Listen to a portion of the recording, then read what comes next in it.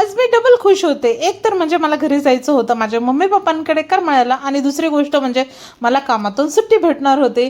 आणि ॲक्च्युली म्हणजे खरंच मला ना कामातून जेव्हा सुट्टी भेटते ना, मी एवढी खुश असते ना, म्हणजे अक्षरशः पूर्ण दिवस ना मी घराच्या बाहेर पाऊल पण ठेवत नाही. पूर्ण दिवस म्हणजे ना मी झोपून असते. आणि सिरियसली काही काही वेळेस ना शनिवारी संध्याकाळी मी घरात गेले ना, डायरेक्ट सोमवारी घराच्या बाहेर पाऊल ठेवते. म्हणजे मी अक्षरशः आमच्या दारातल्या लिफ्ट जवळ पण जात नाही आहे. म्हणजे एवढी मी आळस करते त्या दिवशी. आणि फुल आराम करते, फुल म्हणजे फुल आराम करते. आणि ज्यावेळेस मला सुट्टी भेटते मी खरंच खूप म्हणजे खूप जास्त खुश असते.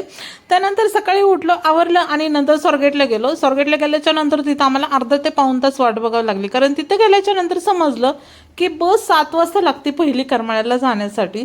आणि अन्नू सोबत असला ना तर तिथं वाट बघणं खरंच खूप जास्त मुश्किल होतं. कारण ह्याला माहीत नाही, याची चिडचिड व्हायला चालू होती. नंतर हा एका जागेवर शांत बसवत नाही आहे. म्हणजे हा जर सोबत असेल ना तर असं वाटतं सगळी कामं पटपट करायची आणि पटकन ह्याला घरी सोडायचं. कारण माहीत नाही का हा पहिल्यापासूनच असं करतो. ह्याला वाट बघणं अजिबात ह्याच्यात पेशन्स नाही आहे. आणि हा सोबत असला की खाण्या आणि पिण्याचा खूप जास्त स्टॉक मला सोबत ठेवावा लागतो. म्हणजे माझी एक बॅग ना अक्षरशः सिरियसली खाण्याच्या वस्तूंनी भरलेली असते.